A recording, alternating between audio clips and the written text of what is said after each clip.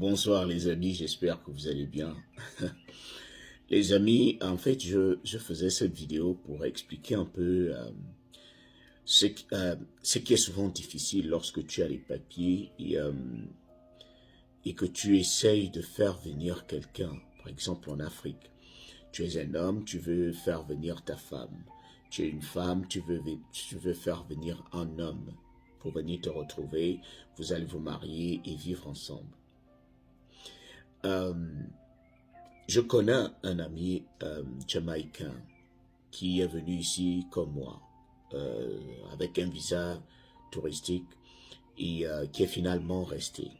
Il s'est marié avec une Américaine et il était passé par les mêmes difficultés, pas les mêmes difficultés, mais pratiquement les mêmes difficultés pour avoir les papiers, mais il a finalement eu les papiers. Et il a divorcé de cette Américaine-là. Alors, il y a une semaine, il s'est marié. Il s'est marié à une amie à ma tante. Et ce Jamaïcain, c'est mon meilleur pote. Donc, lorsqu'il s'est marié, c'est moi qui avais fait en sorte qu'il rencontre sa femme. C'est-à-dire, j'entendais, ma tante parlait beaucoup de sa copine. Et après, moi, je me suis dit, bon, essaye de me présenter ta copine pour que je la branche à mon ami. Alors, je les ai branchés. Comme sa copine aussi n'a pas de papier. Mais mon pote jamaïcain, lui, il est déjà américain. Alors, je les ai mis ensemble. Ils ont commencé à parler. Ils se sont aimés jusqu'à se marier. Donc, la fille lui a présenté sa situation. Elle a dit, il n'y a pas de souci. Moi-même, je suis passé par là.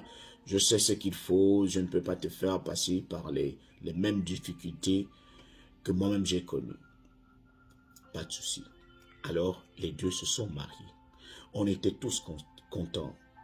C'est-à-dire, moi j'étais content du simple fait que mon ami trouve quelqu'un et aussi que la copine de la tante tombe sur quelqu'un qui est déjà passé par les mêmes difficultés, quelqu'un qui connaît la valeur des papiers, qui va se dire, moi-même j'ai subi et je ne peux pas faire subir cela à quelqu'un.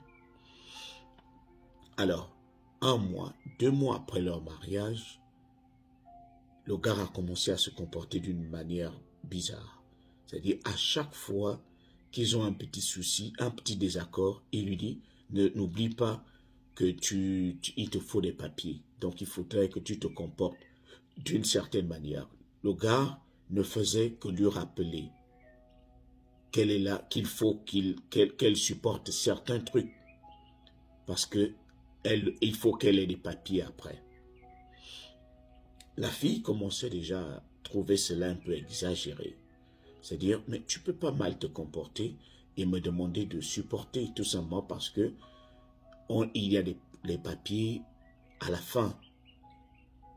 À chaque fois que la fille essaye d'être en désaccord avec lui, elle essaye de lui dire non, moi je pense qu'il faut qu'on fasse ceci. Il dit non, tu n'as pas à me contredire, c'est moi l'homme et je ne suis même pas sûr que tu es là parce que tu m'aimes.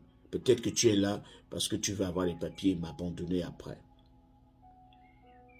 Donc, lorsque la tante est venue me parler de la situation, je suis allé voir le gars. J'ai dit, mais mon type, toi-même tu es passé par les mêmes difficultés. Tu sais ce que ça fait que lorsque on utilise un chantage, lorsque quelqu'un te fait du chantage, tu sais à quel point ça affecte quelqu'un émotionnellement.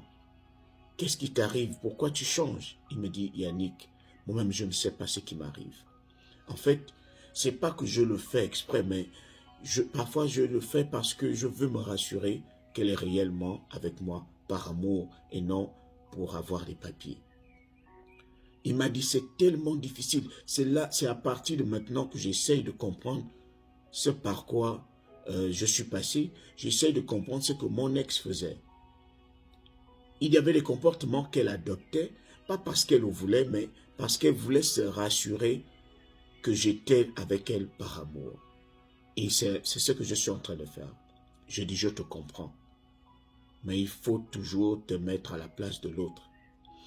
Et je suis allé voir la copine de la tante. Je lui ai dit, je te comprends, je sais ce par quoi tu passes. Tu te dis qu'il est en train d'exagérer. Mais il faut que tu mettes un peu d'eau dans ton vin. Que tu essayes de t'asseoir et te dire, cet homme aussi, il a besoin de certaines preuves de ma part que je suis réellement là par amour.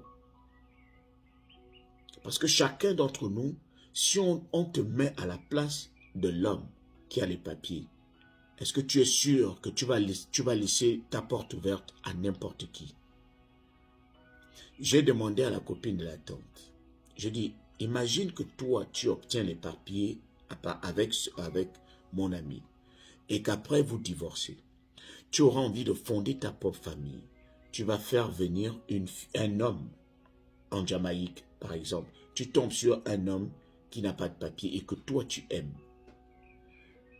Quelle serait ta première pensée? Est-ce que tu ne vas pas chercher à te rassurer que la personne que tu as fait venir et qui n'a pas de papier t'aime réellement? Elle me dit, oui, c'est tout à fait normal. Je dis, c'est la même chose. S'il exagère dans son comportement, tu peux le lui rappeler pour dire, non, là c'est trop. Mais si c'est juste des petites jalousies, se rassurer que tu es réellement là pour lui, il n'y a pas de souci. Tout le monde ferait la même chose. Je vous assure, ce n'est pas facile de donner des papiers à quelqu'un. Tu as toujours peur que la personne qui soit là, la personne qui est avec toi est en train de faire semblant. C'est comme lorsque vous avez l'argent, vous êtes riche et que vous allez épouser une femme qui n'a pas de moyens. Vous aurez beaucoup de pensées dans vos têtes. Est-ce que tu es réellement là pour? Est-ce que tu es réellement là pour? Est-ce que tu n'es pas là pour mon argent? Vous êtes une femme riche, vous épousez un homme que vous avez trouvé dans les bas quartiers. Mais vous allez certainement vous dire qu'il est là pour votre argent.